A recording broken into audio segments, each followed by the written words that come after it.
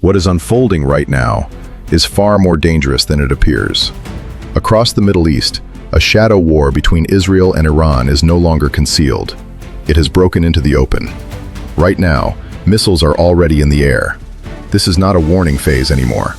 Since late February 2026, both sides have been actively striking each other. It began with devastating US and Israeli strikes deep inside Iran. That operation obliterated military sites, government targets, and key infrastructure. Iran answered immediately. Missiles and drones rained down on Israeli cities. Some strikes tore through residential neighborhoods. People were killed. Thousands were wounded. And this is just one front. The fire is spreading. Iran is not fighting alone. Tehran-backed proxy forces are now mobilized across the region. In Lebanon, Hezbollah is already exchanging fire with Israel. Even after a ceasefire extension, attacks never truly stopped. Israel insists it is acting in self-defense. Hezbollah vows the resistance will never end. The northern front can erupt without warning. At the same time, something even larger is in motion. The sea, the Strait of Hormuz, the most critical oil artery on the planet. Iran has already moved to choke it, and that move is rattling the entire global economy. Oil supply is threatened, prices are spiraling, Europe and Asia are already absorbing the pressure. Now consider this carefully. This is no longer simply Israel against Iran. The United States is directly entangled. American forces are forward deployed. Ships are being intercepted. Military presence keeps expanding. But here lies the problem. Even within the United States, no unified strategy exists. Some leaders demand maximum pressure, others dread a full-scale war. And that indecision is extremely dangerous. Iran shows no sign of retreating. Inside Iran, the regime is pinning domestic chaos on Israeli interference. Executions of alleged Israeli-linked spies have begun. This reveals something essential. This conflict is not purely military. It is political. It is psychological. It is internal and external at the same time. Now examine the deeper pattern. This did not ignite overnight. Pressure has built across decades. Nuclear ambitions, proxy armies, cyber warfare, regional dominance. Everything has been converging toward this exact collision. And now, that boundary no longer exists. Here is where the true danger lives. Multiple active battlegrounds exist simultaneously. Israel itself, the Lebanon border, the Persian Gulf, US military installations. One mistake, one miscalculation, and this becomes a full regional war. Not between two countries, but consuming the entire Middle East, and potentially far beyond. Global powers are not merely watching. Some are already embedded. Others are quietly preparing. If escalation continues, more nations get pulled in, more militaries engage, more fronts ignite. And once that threshold is crossed, stopping it becomes almost impossible. Right now, everything is moving fast, faster than diplomacy, faster than control, and the world is entering a moment where one decision could change everything. Because to understand why this is happening now, you have to go back, not years, but decades. This war did not begin with missiles. It began with ideology and fear. After the 1979 Iranian Revolution, the entire order shifted overnight. Iran went from a US ally into one of its most dangerous adversaries. And Israel recognized something far more threatening: a new government that openly opposed its existence. From that moment, the foundation of this conflict was set, not through open warfare, but through something quieter, something far harder to track: a shadow war. Iran started building influence across the Middle East, not through armies alone, but through groups: Hezbollah in Lebanon, militias embedded in Iraq, forces positioned throughout Syria. Later, even support channels extending into Gaza. This strategy gave Iran reach without direct confrontation. Israel read the threat with absolute clarity. Instead of waiting, it chose to act early, quietly. For years, Israel carried out operations inside enemy territory: airstrikes in Syria, cyber attacks on Iranian systems, targeted assassinations of key figures, scientists, senior commanders, people linked to Iran's nuclear program. One of the most shocking moments came in 2020, when Iran's top nuclear scientist was assassinated. Iran blamed Israel. Israel never confirmed, but the message was clear: this war was already active, just hidden. Meanwhile, Iran pressed forward with its nuclear program, officially declared peaceful, energy, research, development. But Israel did not believe that, and neither did many Western countries.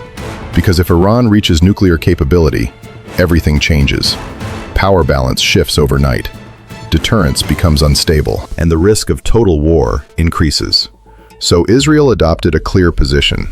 Iran must never get a nuclear weapon, at any cost. And this is where the United States comes in again. For years, Washington tried to manage this tension. Sanctions, diplomatic talks, agreements. The most important one was the nuclear deal. It aimed to limit Iran's program, in exchange for economic relief. For a short time, things slowed down. But then the deal collapsed. Sanctions returned, pressure increased, and Iran responded by accelerating its program again. Enrichment levels went higher, access became more restricted, trust disappeared, and with trust gone, only suspicion remained. Now combine this with regional chaos, wars in Syria, instability in Iraq, tensions in Lebanon. All of this gave Iran space to expand influence and gave Israel more reasons to strike back. So the shadow war intensified. Strikes became more frequent, more precise, more aggressive, but still, mostly hidden. Until recently. Because in recent years, the nature of this conflict changed. The scope grew dramatically, and so did the boldness. Iran became more direct, Israel became less restrained, and the United States became more involved again. Now go back to the present moment. Those strikes you are seeing today, they are not random. They are the result of years of buildup. Each side testing limits, each side advancing further, each side positioning for precisely this confrontation. And here is the key point. Neither side actually wants full war, but both are preparing for it. That is what makes this situation so dangerous, because when preparation meets pressure, errors become inevitable. And in this theater, a single error does not stay localized. It spreads across every border, across every alliance, across every continent watching. Now examine the actors driving this. Israel, Iran, the United States, Hezbollah, a constellation of regional militias, each with its own goals, each with its own red lines, and none of them fully aligned. That is a very unstable system. One strike demands a counterstrike. One provocation requires a response, and slowly, control starts slipping away. This is precisely the point we have reached, a point where history, strategy, and emotion are colliding simultaneously. And once that collision happens, decisions stop being deliberate. They become reactive, fast, and risky. Which is why the next phase of this conflict is not simply about what has already occurred.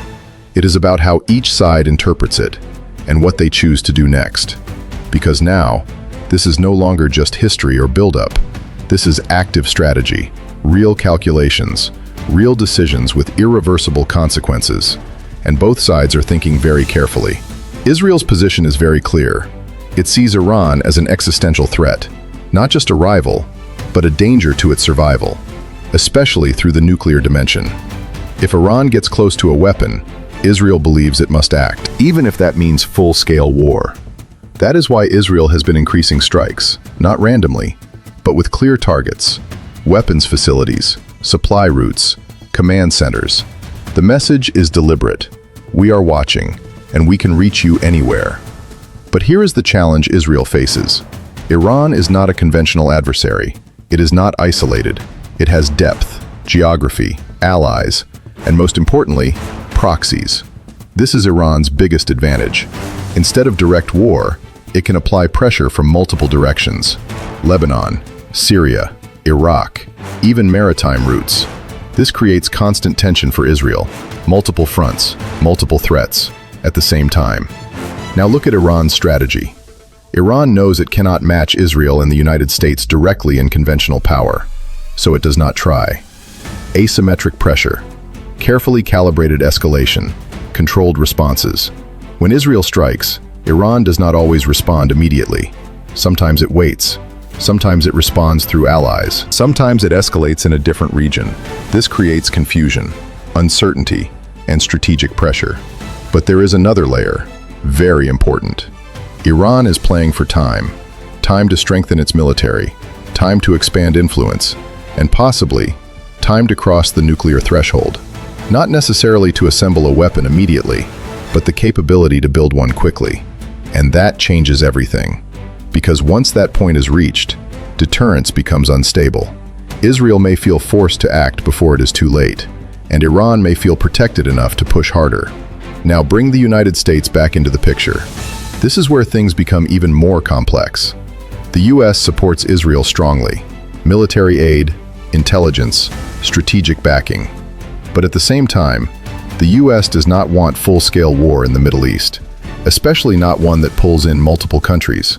So it balances two things: support and restraint. But this balance is very fragile.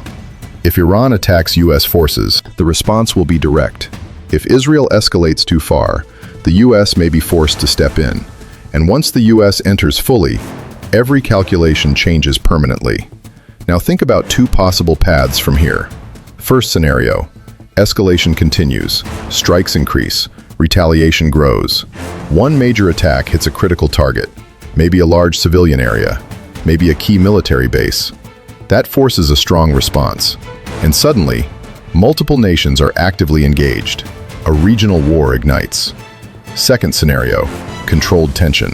Both sides continue attacks, but carefully, avoiding red lines, avoiding full escalation. This keeps the conflict active, but contained. A constant shadow war, with occasional flare-ups. This is what we have seen for years, but the risk is higher, because the margin for error is smaller, and emotions are stronger. Now ask the most important question: who benefits from this situation? For Israel, delaying Iran's power is a strategic win. For Iran, expanding influence and resisting pressure strengthens its position. For the United States, maintaining control without full war is the goal. But here is the truth: no one fully wins in escalation. The cost is simply too high: economic damage, civilian impact, global instability. This leads to the final layer: the world. Europe is watching with acute anxiety. Energy supply is at risk. Asia depends heavily on Middle East oil. Any disruption affects global markets, and major powers like China and Russia, they are watching carefully, because instability here creates opportunities elsewhere. So what you are seeing right now is not just a conflict.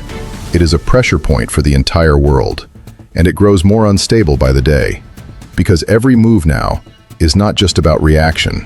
It is about signaling, power, control, and future positioning.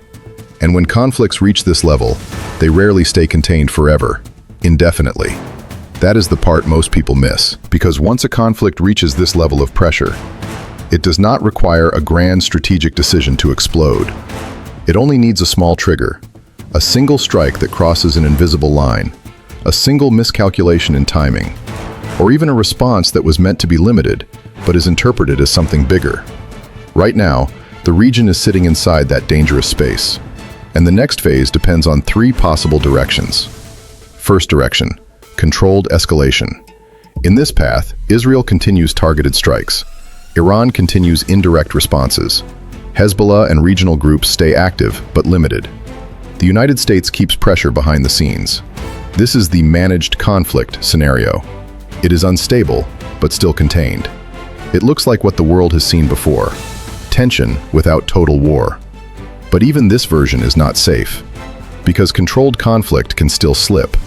And when it slips in this region, it does not slip slowly. It breaks suddenly. Second direction: regional expansion. This is where things become much more serious. If strikes hit the wrong target, or if a major attack causes mass casualties, then responses will not stay limited. Hezbollah could fully escalate on the northern border. Israel would respond with broader operations in Lebanon. Iran-backed groups in Iraq or Syria could activate more aggressively, and US forces in the region could become direct targets. At that point, this is no longer Israel and Iran alone. It becomes a multi-front war. Different countries, different battle zones, one connected chain. And the risk here is simple. When too many fronts open at once, control disappears. Even strong militaries struggle to manage timing, distance, and escalation, and mistakes multiply. Third direction: global involvement pressure. This is less visible, but extremely important, because even if no full war starts, Global pressure is rising fast. Oil markets react instantly to any tension in the Strait of Hormuz. Shipping companies adjust routes. Insurance costs rise. Energy prices increase in Europe and Asia. Inflation pressure spreads. So even without missiles hitting new countries, the world still feels the shock. And that creates political pressure. Governments demand de-escalation. Alliances become more active. Back-channel diplomacy increases, because no major economy wants a prolonged Middle East crisis. Now look at the deeper truth behind all three paths. None of them are fully controlled by one side. Israel cannot fully control Iran's response. Iran cannot fully control its allied groups. The United States cannot fully control escalation speed. And regional actors often act independently once conflict begins. That is what makes this situation different from a normal conflict. It is not a single chain of command. It is multiple systems reacting at the same time. Now think about what happens if nothing changes. If tensions continue at this level for weeks or months, three long-term effects start forming. First, permanent military positioning. More troops in the region. More air defense systems deployed. More naval presence in key waters. The Middle East becomes heavily militarized again. Second, economic fragmentation. Energy routes become unstable. Trade routes adjust permanently. Countries start building backup supply systems. Global markets become more sensitive to every update. Third, political hardening. Both Iran and Israel become less flexible over time. Public pressure increases in both countries. Moderate voices lose space. Hardline positions become stronger. And once that happens, de-escalation becomes harder, not easier. Now here is the most important part. Every major conflict in modern history has followed this pattern. First tension, then shadow war, then limited strikes, then regional spread, and finally, a point where leaders no longer fully control events. They only respond to them. That is the stage this conflict is moving toward. Not because someone wants it, but because the system is under too much pressure. Too many actors, too many triggers, too many unresolved threats, and no clear exit path that satisfies everyone. So the real question is not just what happens next, it is how long this phase can stay contained before something breaks it. Because in conflicts like this, peace does not always end with agreement. Sometimes it ends with exhaustion. Sometimes it ends with escalation. And sometimes it ends with a single event that changes everything overnight. And right now, the world is waiting in that uncertain space between control and collapse, watching closely, knowing that the next move will not just affect one region, but the entire global balance. What comes next may not be gradual anymore. It may be sudden. And once it starts moving, it may not stop where anyone expects.